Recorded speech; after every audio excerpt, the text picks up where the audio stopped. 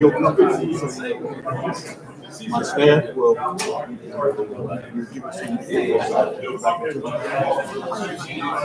Audio's on, sorry.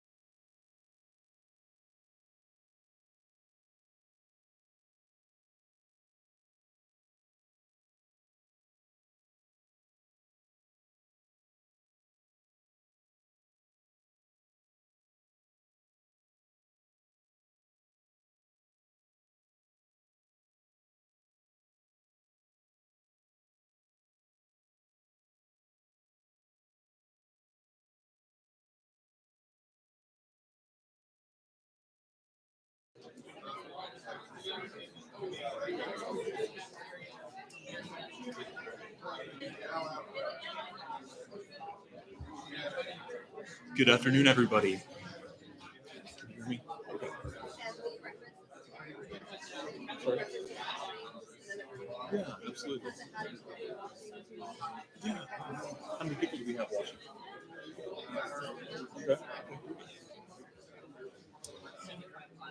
Well, good afternoon, everybody.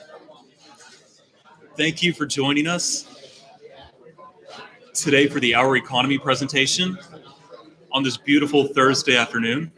A little bit louder. Let's try this. There we go. Can everybody hear me okay? Excellent. Okay. Well, I'm Seth Morris. I'm with the Greater Waco Chamber of Commerce. Thank you guys again for joining us. It is indeed a beautiful day out there. And I know that we have a very full house today, so I will keep my introduction short and sweet. But I know that we also have a very interesting and informative presentation today. But I will also mention that we are live streaming this event. I don't know that we've done that before for this particular group. So we have, I believe, 16 odd people watching currently, and that number will continue to grow. So thank you again for being here.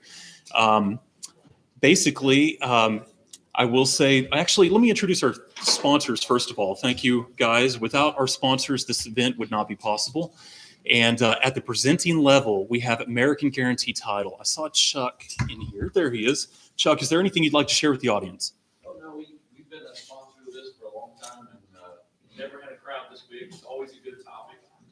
We love sponsoring it. I do want to introduce Vicki Mason, who's our Vice President of Commercial Escrow, and Emily Green is our escrow officer at our branch location in Convent. He's escrow assistant. That's all I got. Appreciate y'all being here. Absolutely. Thank you, Chuck.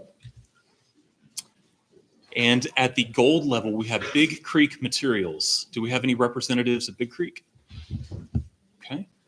And silver sponsors, we have Kelly Realtors and WB Computer Services, Hilton Waco, and the Courtyard by the Marriott. I saw Peggy, there she is. And Spherion Staffing Services and the Cohen Mortgage Group. And last but not least, Texas Animal Medical Center. Thank you guys all for sponsoring. If there's anything you would like to share with the group, please feel free to do so. I just want to lead off with what Chuck said. This is one of my favorite events that we sponsor. We've been sponsored this since the get-go of this, and love the fact that it's the tennis as it is because it's the best dinners we all have and what's going on in Waco and I-35. So really excited to hear. Thank you. Thank you. So by way of introduction, I will briefly editorialize here, and I apologize in advance. But basically, Interstate 35 is Central Texans. Interstate 35 is just something that comes up in our conversations all the time. It's whether or not it's, sometimes it's because we commute daily on Interstate 35 to and from daycare and to and from work. And also it's part of the NAFTA freeway. So any businesses that conduct logistics operations, manufacturing operations are most certainly going to be utilizing Interstate 35. It's a road that surprisingly evokes very strong feelings from people. And we're actually pretty quick to use sometimes harsh words about some of the construction projects to the south. And it's even gotten to the point where I heard someone say they used the city of Salado as a verb. You know, let's hope that the Waco project is not Saladoed. And so it's interesting, but we do have to keep in mind that that Interstate 35 has had a lot of beautiful improvements. You look at our flagship bridges, you look at the murals that are built along with these improvements, the lighting improvements, the pedestrian improvements, the safety improvements. And so we have to be sure to keep those in mind. So here to tell us a little bit more about the future of Interstate 35 and how we're not going to be Saladoed next year is Mr. Stan Swiatek, District Engineer for TxDOT.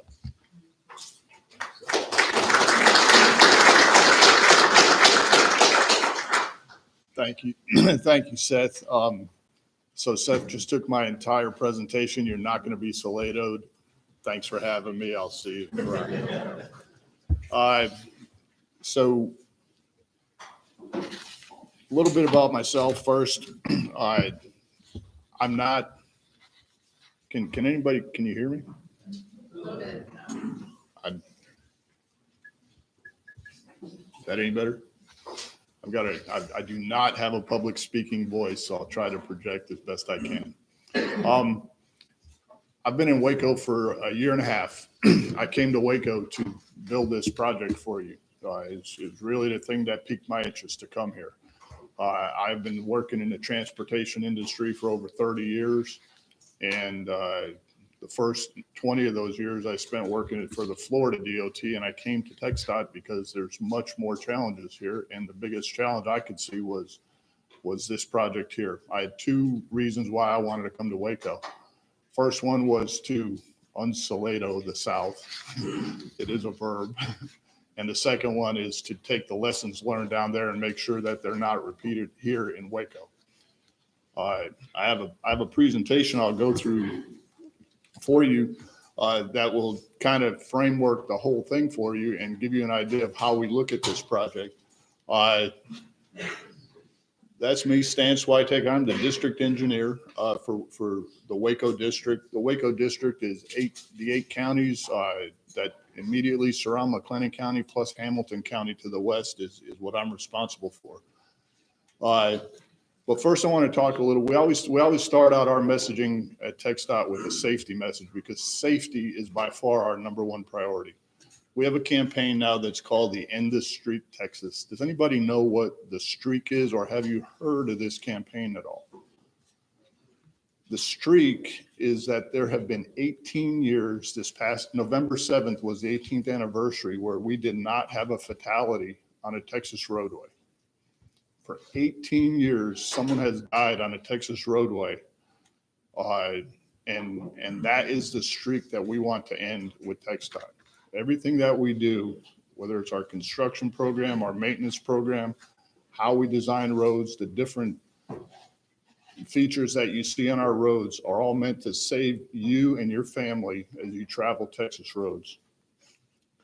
In that 18 years, 66,000 people plus have died in Texas on our roadways. That is the equivalent of 295 Boeing 747s going down. If that were to happen, we would shut down our airline industry. But we don't shut down our roads, we keep driving on them. Ending the streak is something that is near and dear to every TxDOT employee's heart. And what I ask is that you would take this back to people that work for you here in Waco and just talk about things like putting on your seatbelt, don't drink and drive, don't drive distracted, and just slow down. Speed, distracted driving, driving under the influence, driving when you're tired. Those are the main causes of fatalities in Texas. And it's been 18 years since we haven't killed somebody on one of our roads every single day. I get an email every morning at 6 o'clock that tells me how many fatalities we've had in Texas. And we actually run around 3,700 fatalities a year, which if you do some quick math, it's about one person a day. So at minimum, one person a day is dying on our roads. So it's not a streak that we're proud of. And anything that this chamber can do or that you can do with your businesses to help us end that streak would be deeply appreciated. So I-35, like Seth said, it runs right through the middle of Waco. It runs right through the middle of Texas. It runs right through the middle of our country. I-35, some statistics here. We have 505 miles of I-35 in Texas. That's about 1/3 of everything that we have on I-35 from Mexico to Canada. And it is the NAFTA highway. The freight and the trade that comes up I-35 is well in excess of 70% of the trade that comes out of Mexico, basically out of Laredo, which is by far the largest inland port for trade in the country. 40% of Texans live in the metropolitan area along I-35. I-35 runs through San Antonio, Austin, Fort Worth, and Dallas. The only metro that it doesn't touch is Houston. Now, I'm a Waco advocate now that I live here and came here to work with y'all. And I tell people that Waco is the 6th metro district in Texas because of our location between 3 of the 5 metro districts in Texas. $750 billion in goods are carried every year on I-35. That would be all those trucks that we all dodge while we're on I-35, 24 hours a day, right? And 82% of the expected increase in population along this corridor is expected to happen before 2040, which in transportation planning years is not a long way away. It's 20 years away, and we're going to see an 82% increase in population along this corridor. Back to safety.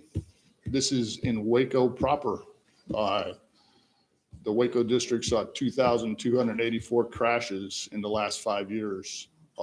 Now, these are recordable crashes. These aren't the little fender benders that you don't get a policeman out there to help you with. These are recordable crashes that get reported back through a law enforcement agency, which there's all kinds of guesses on how big that number would be if you did have a law enforcement officer out there for some of them, but that's a lot of vehicular crashes. 20,000 freight trucks travel daily between Austin and Dallas.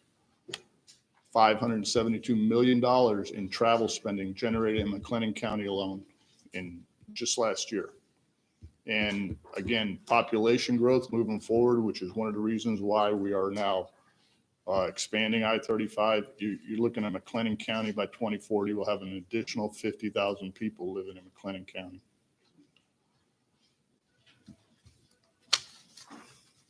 The central region of I-35 is basically in the Waco district, which starts down in Belton and runs all the way up through Hillsboro past the split on I-35 to 35W and 35E.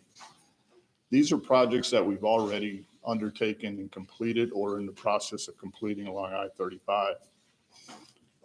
We call it My 35. That's our tagline for I-35. It's My 35.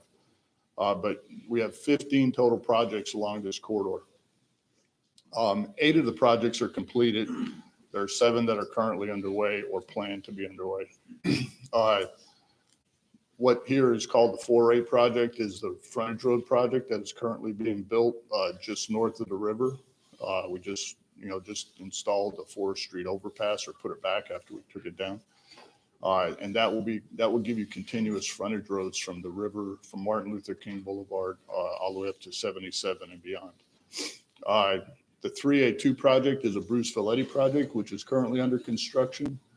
The first thing that you hit when you go south from here is the FM 107 interchange, and that project there is slated to be completed in the spring of next year. 3A1 is Troy. You really can't tell the difference between these two projects as you travel through them, but when you leave the Bruce Valetti project going south, you hit the Troy project. If you travel that way in the last month or so, you probably saw that you now have 3 lanes instead of 2 lanes going through Troy.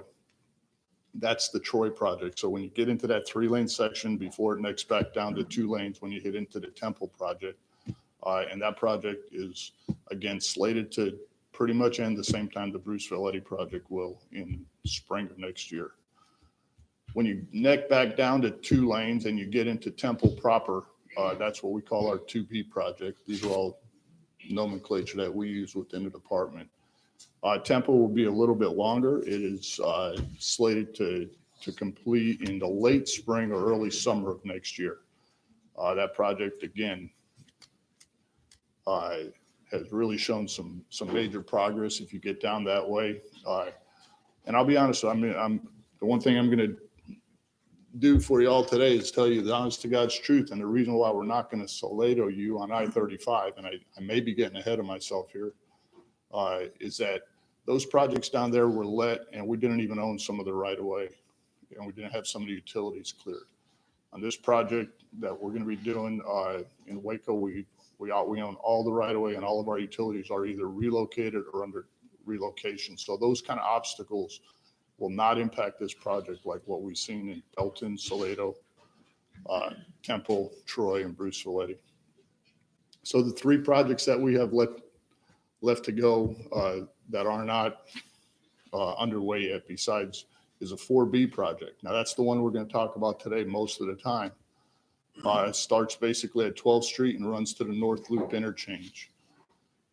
So I'm sure it affects every single one of you in this room. It runs right by my office. My office is right at the northeast quadrant of 77 and the interstate. So I'm going to get to watch this project get built right out my front window. So I have a personal stake in this project, just like you do.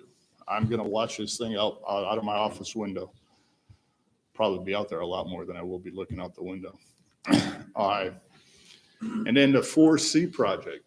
This, and again, I'll go into this a little bit later, but 4C project is from the South Loop interchange up to the beginning of the 4B project at 12th Street. Then we have another project that will bid in May, which is 35 East from the split all the way out to the Ellis County line in Hillsborough. And that will just mimic what they've been doing coming out of Dallas, which is taking that section of the interstate to 6 lanes. And that's a $105 million project, I believe, is the estimate on it. And that will let in May of next year. So it will be concurrent with the one going on down here in Waco. So why are we going to build what we call the 4B project here in Waco? Contrary to what the community may think, this is not considered a congestion project. Okay. We are going to try to improve. We're going to improve the safety on this roadway. We're going to improve the mobility on the roadway, which includes pedestrian features and bicycle features on the frontage roads and what have you. We will be adding capacity because if we try to do those first two things, it's just a good opportunity to add capacity, which is one solution to congestion. We'll be incorporating some technology, both for today and for the future. And there will be some aesthetic improvements to the roadway. Our predecessors didn't build pretty highways, and I don't know if it's possible, but we can work at it a little bit to make it a little bit more attractive to the local community. And we've done a lot of work with the local community to provide aesthetics. This drawing here is just a conceptual rendering of what the general theme will be for the project. Everything from the red brick pavers to the type of walls and column supports and things like that. They were worked on with different committees and stakeholder committees across the past few years to arrive at what the general themes are going to be. And you see the theme change as you get through local communities up and down the corridor, as you go down through Lorena or Hewitt or look down into Temple. Those are all arrived at. TxDOT just doesn't decide that. We have folks that come out and work during our public involvement phases to work on that. And this theme will be carried through most of the intersections and overpasses along the 4B project, all the way up through Belmead as well. What are the improvements going to be? The biggest improvement will be widening to 4 lanes in each direction. Today we have 3 lanes in each direction. To widen to 4 lanes, we have to move the frontage roads because they're too close. So we will be improving the frontage roads. We'll be reconstructing all the bridges that haven't already been reconstructed. And again, we just did the Forest Street overpass. That won't be touched as we move into this project. Improving interchanges underneath the interstate, and some of the aesthetic changes, local community, City of Waco is putting up to $2 million for lighting and aesthetics underneath there to make it more pedestrian friendly as you cross underneath those overpasses, especially in and around the Baylor area where you get a lot of student pedestrian traffic and things like that. We'll be putting in additional U-turns where you don't have them now. Some of those are on the north side of the river, and improving bicycle and pedestrian access. The frontage roads will have full sidewalks up and down both sides, north and southbound sides. The outer lanes of the frontage roads will be wider for a shared bicycle path, so people that want to use their bicycles can share it with the traffic, which is also planned in this project. Again, the limits of this project start at 12th Street and move to the north to the North Loop interchange.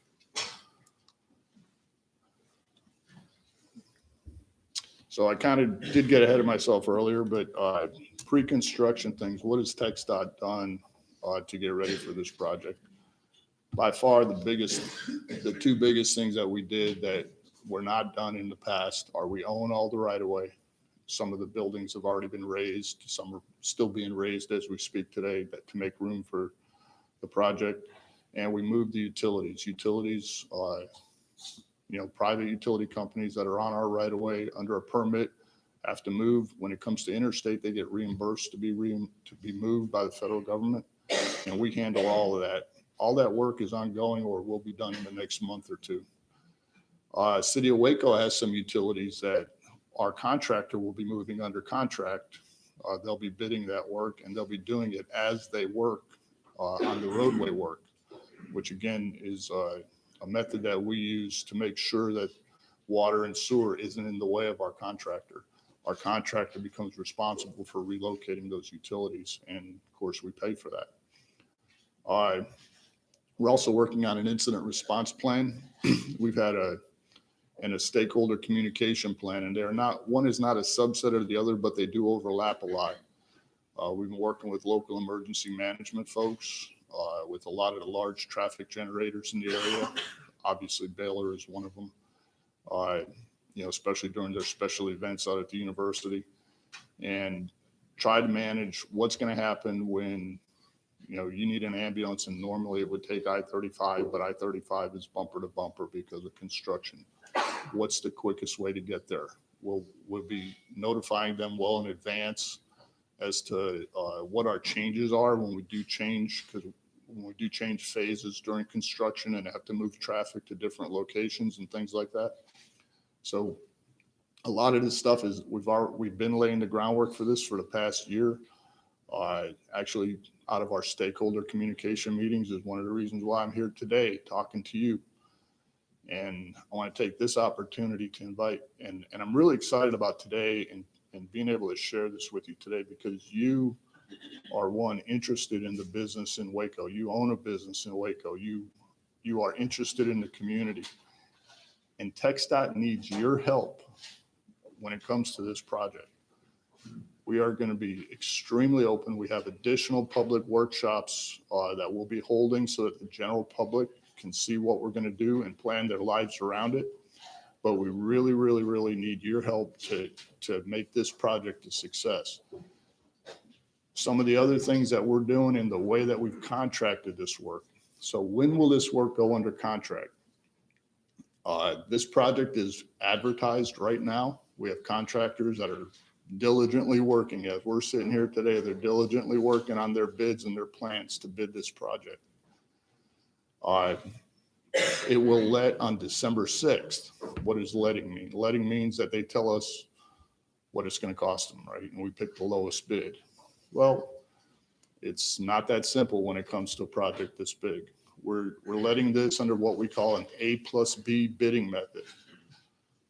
Before I get into some of the details of what A+B bidding is, if you're unaware, it is one of the most successful contracting and bidding methods that TxDOT uses to shorten the amount of construction time on a project.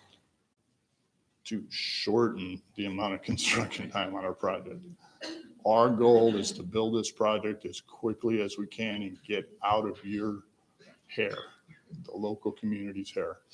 How does A+B work? A is bid like any other construction contract. The contractor has a list of items that he prices. We add them up. That's how much it costs to build the project. B, the contractor tells us how much time he needs to build the project. And he takes that amount of time in days and he multiplies it by what we establish is called a road user cost. The road user costs on the interstate are upwards of $200,000 a day. Now, we don't use that number. We use a quarter of that number. So if he bids 1,000 days, which would be just under 3 years, the road user cost that we're using is $50,000 a day.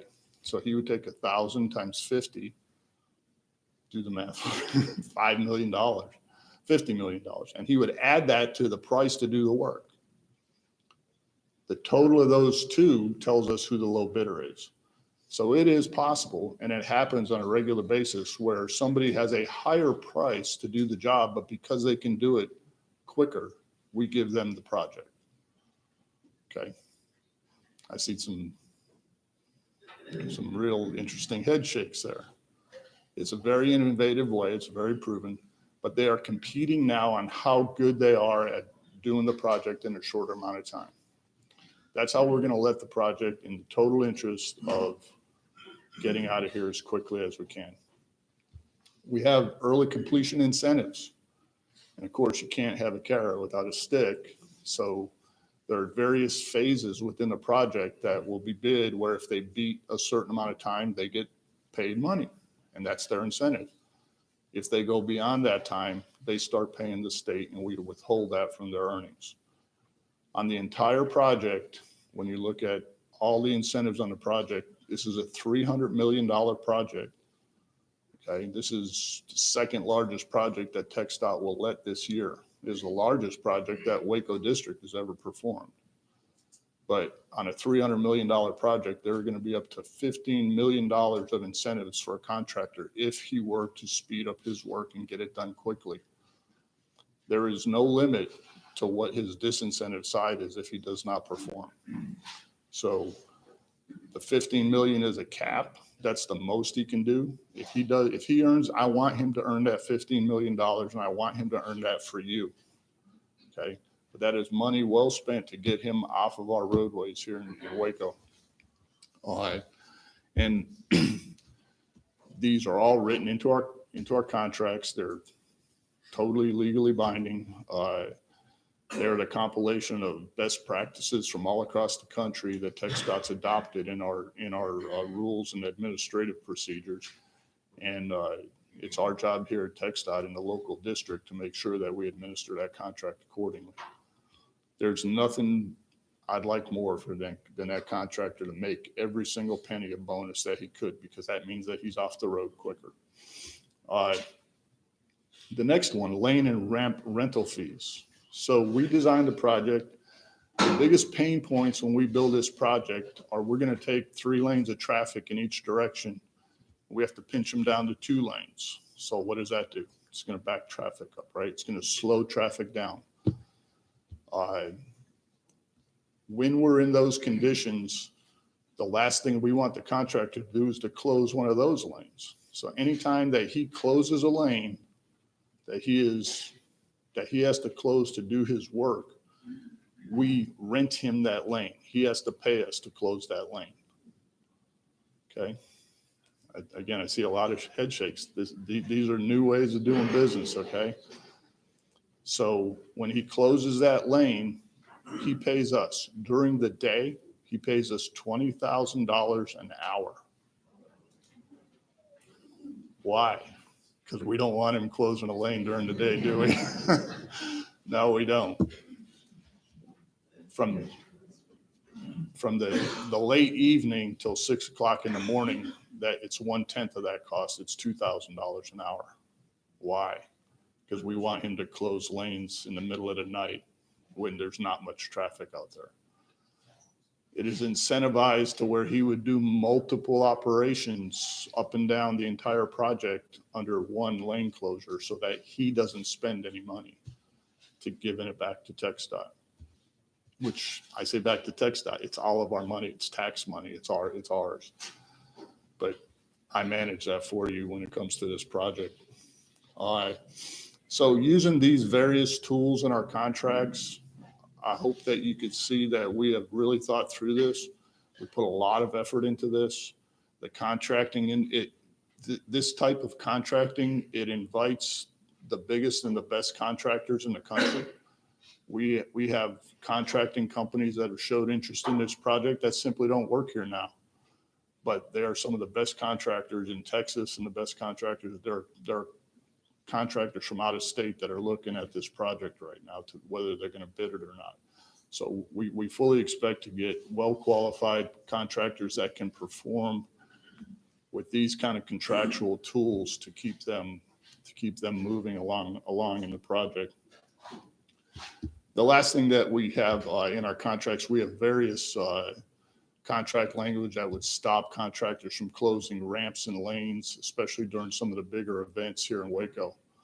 A lot of them are centered around, the triathlon, the silo days, because that's a large traffic generator. The Baylor events that Baylor has as far as move-in days and graduation and football days and things like that. So we're not paying the contractor to not open them, but if he does close a ramp or has to have something closed that's not supposed to be closed, he gets penalized to the same tune as we're talking about the lane rental fees, which are $220,000 an hour. It's pretty substantial financial disincentive for them to do that. So they will work to make sure that those are open during the high traffic times during the contract. Construction. So we'll let this project in December, in a couple of weeks. I think some of the contractors that are bidding it aren't going to have a very good Thanksgiving because they'll be working. But we're going to let it in the first week of December. It takes us approximately 2 to 3 months to get a contractor from low bid until he's actually under contract. And we have an optional period in here where up to 60 days the contractor has to marshal materials, marshal resources, hire people, things like that. It's optional for him. So the earliest that we would possibly start seeing actual turning of dirt, the absolute earliest would be March. If he takes that 60-day option, you're looking at April or May when he would actually start turning dirt or impacting traffic. The project is designed to work in a series of phases that pretty much go with, how we need to shift traffic. And again, I think I'm getting ahead of myself. Let me check my notes before I get too far ahead of myself.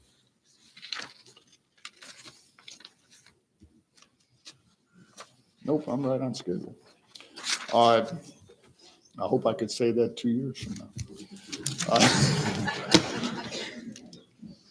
So the first thing that we'll do is we have to move the frontage roads out. So you'll see a lot of frontage road work. That will impact anybody that currently has access to the frontage roads along the project, obviously. They are not phased in any particular way. The contractor will decide how he'll work most efficiently to get those frontage roads moved out so that we can then add the additional lane to the main lanes. When we add the additional lane to the main lanes, let me drop back. So then probably the second phase, and it may be concurrent with the frontage road work, is the 12th Street overpass. When we're done, 12th Street will not be an overpass. It'll be the interstate will go over 12th Street, and 12th Street will be down at grade. Okay. A couple of reasons for that. One of them is freight movement. We don't like overpasses on the interstate. You see a lot of times, especially in the oil field areas, where you get bridge hits from extra heavy loads or extra high loads. So we try to eliminate overpasses, and 12th Street was a beautiful candidate for bringing it down to grade so you won't be going over the interstate in the future. That'll be one of the first things that has to be done. Underneath the 12th Street Bridge, there's a major drainage culvert that has to be rebuilt. That'll be built in phases across the main traffic lanes of I-35 while 12th Street is being built.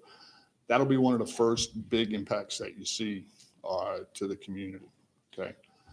So after we get that done, after the frontage roads gets moved out, the next thing you're going to see is we're going to move all northbound traffic will shift over to the right into 2 lanes, and all southbound traffic will be in what is now the northbound passing lanes coming south. It will be divided with concrete barrier.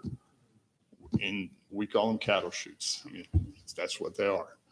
You're going to be 3 lanes. You can have 6 lanes of traffic traveling in 4 lanes, all on what is now the northbound side. While they're over there, we'll rebuild the entire southbound side, including bridges, river bridges, and everything. When that work is done, we'll swap traffic over to the new constructed southbound side and do the same thing to the northbound side. And when that thing is done, hopefully I'm still here. Hopefully the contractor made $15 million in bonuses and would give the road back to the users. Okay. That's the general way that the project will develop. Now, little caveat, which probably won't happen, but if we get a contractor that figures out a better way and a faster way, we're going to work with them to do that. So don't hold me to that. That's how the plans were developed, what I just unfolded to you. But if a contractor comes in with a better mousetrap, we're going to listen because we want them out of here as fast as we can. If you walk out of here today and you learn one thing, I want you to learn that TxDOT is doing everything we can to speed this project up for the local community. That is the most important message that I could bring to you today. And is it going to be easy? No. It's going to hurt. It's going to hurt. We want to limit how much it hurts, and we want to keep the hurt to as little as possible. One of the other ways that we limit the hurt is to talk about it so that you know what's coming, so that you don't get surprised, so that especially if you're a business owner, because we have two major communities that we're dealing with, the local community and the through users, the people that don't even stop in Waco, the people that are going from Laredo to Red River, the people that are going from Austin to Dallas. You know, to them, they stop at Buc-ee's now. They're not going to stop at Waco, right? But the through users. Now, there's a third component, which is the people that come to visit Waco. And that's another reason why we want to get out of here off the road as quickly as we can so that people go, oh, I don't want to go to Waco, because we want people to come to Waco, right? The tourism growth in Waco, we all know what, you know, the triathlon for sure. But tourism is increasing in Waco. We're very aware of that. So we're trying to plan around that as best we can. But it's going to hurt. Okay. We're just trying to limit that pain. And the things that I'm laying out for you today are the things that we've been working on quite feverishly for the past 2 or 3 years, but it's really starting to ramp up now that we're out for bid on the project. So I already went over the main lanes being reduced to 2 lanes. That's probably going to be the biggest pain right there, is when we get to that direction. I would hope to think that most of that pain is for the through users. Hopefully local users either find alternate routes or, using the loop. The loop is our detour in case we have accidents that would close the interstate or things like that. We have undertaken some projects on the loop to make that ready, okay? We're currently overlaying the northern section of the loop. That's a 2-lane section, so that the worst thing can happen is we have a weather event, say a rain event, and we have accidents on the interstate. So we detour traffic to the loop, and then the loop starts falling apart on us. So we're spending $3 million to overlay the loop in preparation for its use as a detour around the downtown work on I-35. Lost my place on my slideshow. Lane closures and detours. Again, it comes back to communication. Advance notice, getting notice out through local media, through social media. We'll be using heavily social media. The detour signs and technology that we have, you already see them out there. It tells you to take the loop if it's quicker, right? We call them our travel time signs. Those are going to be critical for through traffic, because if you see it's going to take you 45 minutes to get through Waco, but you could get around the loop in 20 minutes, I'm taking the loop. I don't know about y'all. I'm going to avoid I-35, and I have to get to work because I work right on I-35, but I'm going to avoid I-35 at all costs. So your employees, your friends, your families, tell them to find a new way to get to where they're going without using I-35, because the more traffic we could keep off of it during construction, the safer it is for my workers, the safer it is for your family, and the safer it is for the through travelers that come through the interstate. Business access. Our plans are designed I'm not going to stand here and say that there will be no issues with business access, but our plans are designed to keep access to your businesses if you front the project, if you're on the frontage roads or on some of the side streets where we have some additional work to do. Sometimes it'll mean you might need a dirt driveway for a couple of days instead of asphalt or concrete driveway, but we'll work with you regularly and constantly to make sure that access to your business is maintained as much as we can. We work hard to limit that, and a lot of that is designed into our traffic control phasing to make sure that our contractor makes sure that your customers can get to you. And we'll be knocking on your door. We have people that will come and knock on your door and let you know weeks in advance when we're going to impact your driveway. I mean, that's just good neighborliness, right? So we'll be doing that as well. Noise, lights, and dust. Again, we're going to be working in the middle of the night. I don't know how many hotel managers do we have that are on the interstate. I don't know if there's, but we're going to be working in the middle of the night. It's noisy, but it's better doing it then than it is in the daytime and backing traffic up in an unsafe way. We take pains, again, to direct lighting away from businesses and homes, especially at night, but we have to light up the work areas for safety. And we constantly are, housekeeping our projects just from a safety aspect, which includes literally water trucks to keep dust down and, sweepers to keep dirt off the road. But again, it really boils down to communication. The audience for our communication are listed up there: emergency services, local community, residents. We don't have a lot of residential that is immediately on the frontage road, but there is some. And of course, business owners, which is why we're here today to talk to you and to elicit your help to let people know what we're going to be doing. This is not the only time you're going to see me or anybody from my team. We're going to have a continuous effort to keep you up to speed on what we're doing in the community. I'll get into it in a couple minutes, but we have a couple of public open houses that we want to ask you to come and visit and ask more individual questions. We'll have time for questions at the end of the day today, but it'll be a time where we could do kind of one-on-one questions with you if you have something specific to your business or specific, to your needs. And of course, another one of our audiences is visiting travelers, which are basically tourists, and through travelers. And again, those are the people that don't even stop in Waco unless they need gas or, bathroom break or some food. Okay, but those are all audiences that our communication plan that we have assembled will work through, and we're going to continue to endeavor to make sure that you know what's going on. Some of the tools that we're going to use, I mentioned some of them already, but let me read down the list. We do have a project hotline, and I believe you have a handout that has some of this information on it, and an email address. If you have specific questions, we want you to call in. Jackie, those are live now, right?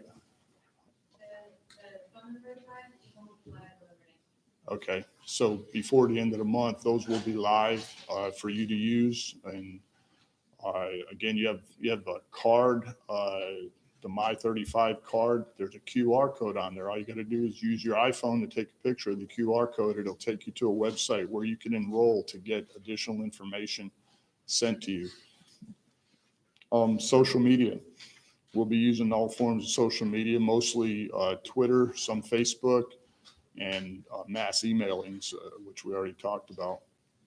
And of course, media coordination. Our friends in the media, both print and television media, we have public information people that will constantly be keeping them up to speed with news releases of upcoming changes in the construction and, again, just getting the word out. We're going to have live streaming traffic cameras, closed circuit TV cameras that you can sit at your desk at the office and say, what's traffic look like out on I-35? And you could call it up and see what traffic is doing right now. Or you could just sit there and watch us work, whatever you want. It's really boring if you do that, but, but we're going to stream live streaming traffic cameras up and down the corridor so that you could actually see what's going on. If you see a backup, you want to know what caused the backup, you'll see, I don't know, maybe a semi jackknifed in the middle of the 2-lane section, and that's why traffic's backed up. But you'll be able to go and investigate on your own to see what's going on without leaving the comfort of your office or your home. We're going to continue to have public meetings, not just before we start, but as we progress through the projects, we'll have meetings. Most of those will be geared around whatever the big events that are going to happen on the project, whether it's major traffic shifts or major upcoming events or something like that. But those will be timed. Can't tell you when they are now because I don't have a contractor that's going to tell me how he's going to build the project. But when we know that, those things will all be advertised so people can come and see what our plans are for the more immediate future than what I could probably tell you today. We'll be doing community presentations like this one today. This is the first one. So I really want your feedback on what didn't I tell you after this meeting? Did I not tell you something that you'd like to know so I can incorporate that into future community presentations? And also one-on-one meetings. By all means, we will have places, numbers, phone calls, people that you can talk to that will come and visit with you for your individual situation, whether you're a business owner on the corridor or whether you're being impacted because you're 5 blocks off the corridor, but you can't get to the corridor or something like that. We are here to help you through those situations. We do have a steering committee for communications. This was a targeted group of folks. The chamber has been represented well on the committee. The city of Waco, city of Belmead, Baylor University, some trucking associations for through truckers, people like that have all been on the stakeholder committee that have helped us put together a communication plan that hopefully can serve everybody that's going to be impacted by these projects. And I guarantee, as sure as I'm standing here, that we miss somebody, but I don't know who they are, but I'm sure they'll show up eventually.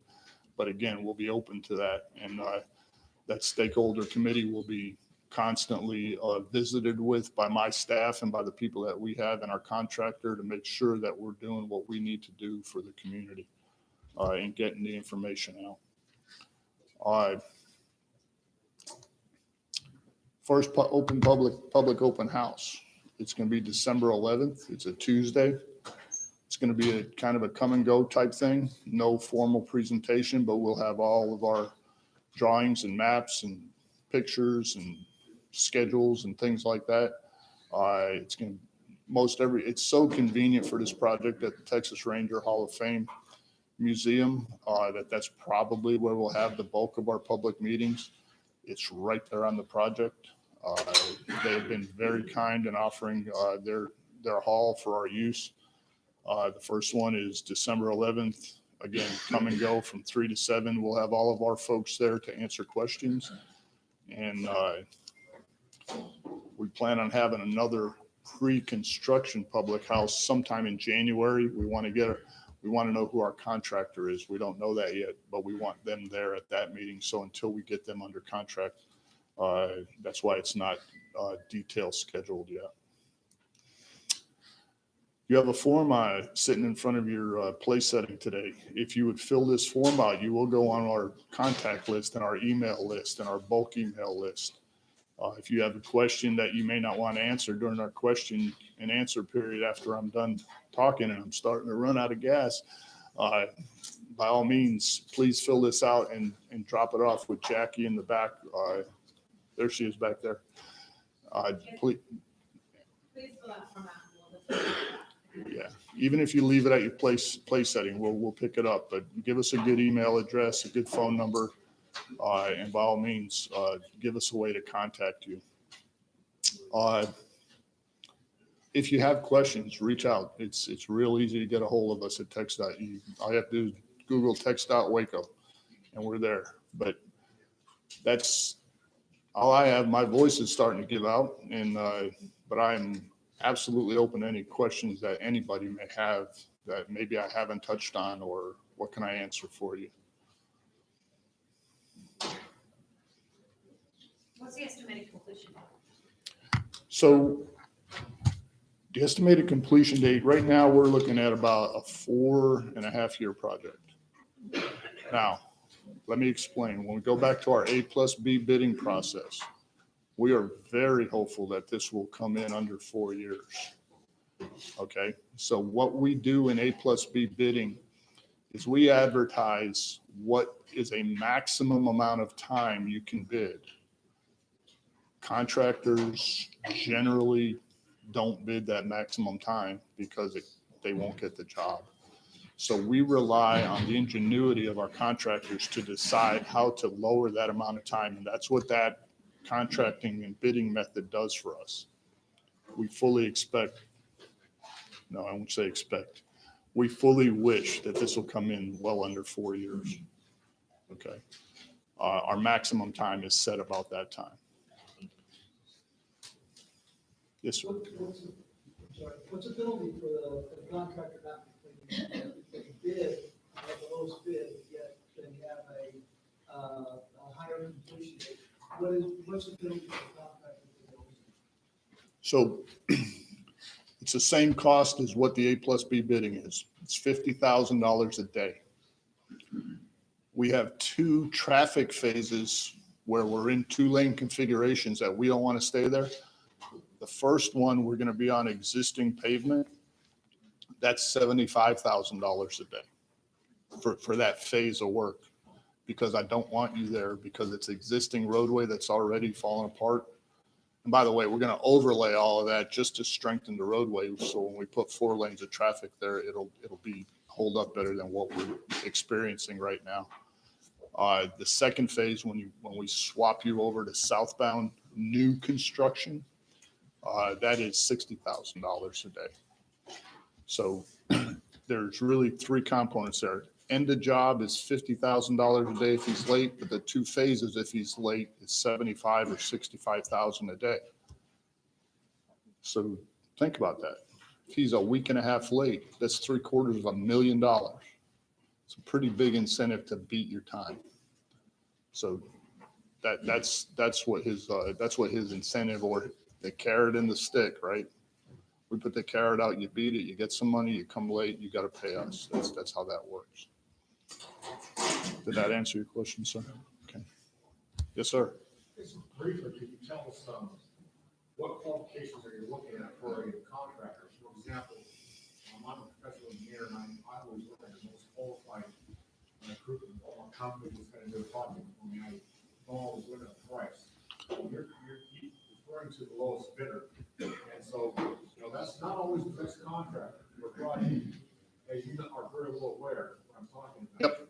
And so, how do you limit that, the effect that you have Joe Blow from, say, someplace North Dakota coming in and, oh, we can do this job, and they don't have a clue of what they're doing? Could you please address the statement of qualifications you're looking at, or who's going to do this project for us? Yes, sir. Yeah, that's a good question. So professional service, you're a professional engineer, you said? So professional services, when we hire professional services, it's just like you said, it's selection, it's not price. And that's state law, that we cannot hire a professional service based on price. When it comes to low bid, that's a mandate of the federal government that we use a low bid process. And the way that is filtered, I guess, from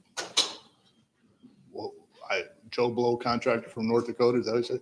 The way you filter them out is they have to be able to buy a bid bond, and they have to bond themselves. So there's a whole bonding insurance requirement that they have to provide, that if they cannot perform the work, that we have the right to go to the bonding company to get the work done. So they have, and that's all a financial qualification. Okay, if they have financial backing, it's not performance based yet, but that is coming in the state of Texas, where contracting will be somewhat performance based. But right now, it's bonding capacity and financial requirements they have to qualify for. Let me ask just one more to embellish that statement some more. Again, you pre-qualify your contractors, because a lot of times when I check their resume and I check references to make sure projects they worked on before, there's always documentation on previous projects they worked on. Does TxDOT do that type of background checking of the contractor coming and performing this service? Not today, but that's coming. That is being formulated right now in our policy and procedure efforts as a result of the Sunset Review Commission that we just went through last year or 2 years ago. And that's being done in response to the upcoming legislative session. Sure. Yes, sir. Well, the exits we currently have, I'm sure will change. Do you know what exits we'll have in the future through downtown really? That's one question that I've absolutely been waiting for. I do not have it in my head. I did not memorize which exits are changing or what have you. But that is a perfect reason to come to a public meeting in December, because we'll have all of our maps and everything there. They are changing. Their location, exit ramps are being moved. Some are being closed. Some are temporary during construction, but the final configuration, the exit ramps will be in different locations. And that is one of the major safety upgrades that you're going to see after we're done on the interstate. Everything from the length of the ramp to the length of the acceleration or deceleration time that you have using those ramps. 335 exit ramp northbound on game day. You're backed up sitting on the interstate trying to get off, right? So all that's going to be made safer when the project is fully complete. I do not know off the top of my head which ones are moving, which ones are closing, but that'll all be available at our public information meeting. Thank you for that. Yes, ma'am. Did you say that meeting? Yes, it was December 11th, Texas Ranger Hall of Fame, 3 to 7. And it's a come and go as you please kind of thing. And there'll be staff there to answer questions. I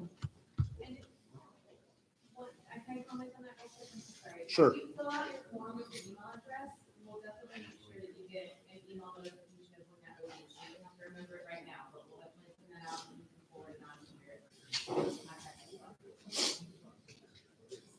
Yes, ma'am. It's probably a dumb question because I know nothing about what you do, but is the way that a highway built in the middle of Texas built differently than a highway that Joe Blow would make in North Dakota?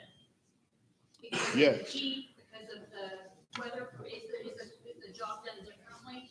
Yes. And is that taken into account? I know that sounds really dumb to ask, but would Joe Blow from North Dakota be as equipped as someone within the region? So it's not a dumb question. It's actually a very insightful question. So our contract also has specifications for materials that they have to use. Our designers are local. They use local materials because that's the most economical. We know the geography and the topography and the subgrade materials, for strength purposes. That's all in the design. And then our folks inspect while the contractor's building to make sure that we're getting what we paid for. And yeah, it's very different. I mentioned I spent 20 years in Florida. The roads look the same, but they're totally different underneath because of local conditions and locally available materials. So yeah, that's all incorporated into our designs when we start. Sure. Thank you. Yes, sir. Real quick, so with your stats on 2040 coming, in 20 years of travel, is the road you're building going to withstand that increase by 2040? That's what it's designed for.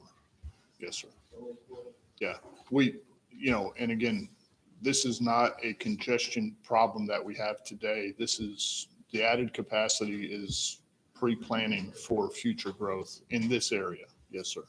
I was gonna service the road for the 635 project that they built, double decker on top and watch that. That was part of the problem that they already built it. When the service was. Yeah. Any other questions? So, Well, thank you, Stan. Thank you to our sponsors. In the interest of time, I think we're going to go ahead and adjourn, but thank you, sir. And also, I would definitely remind everyone, please take a look at or consider attending the December 11th meeting. I know that us as chamber staff will be there because it's a great importance to our community, and it's important to all of you guys as well. So please consider attending. And if you guys have any questions, please also fill out the forms and leave those. And I'm sure you can get any questions you may have addressed through TxDOT staff. So thank you guys again for being here. And thank you, Stan. It was a pleasure. Thank you.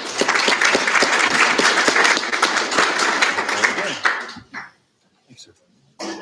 Very well done. I'm sorry? No, you're fine. I started late. No, you're fine. You were actually right on time. We started about 10 minutes late, so, yeah. Stand for presentation. My name is Zane Dunham, I'm the county engineer for the county. Just wanted to let you put a face with the name. I heard your name. If there's anything I can do to help you, let me know.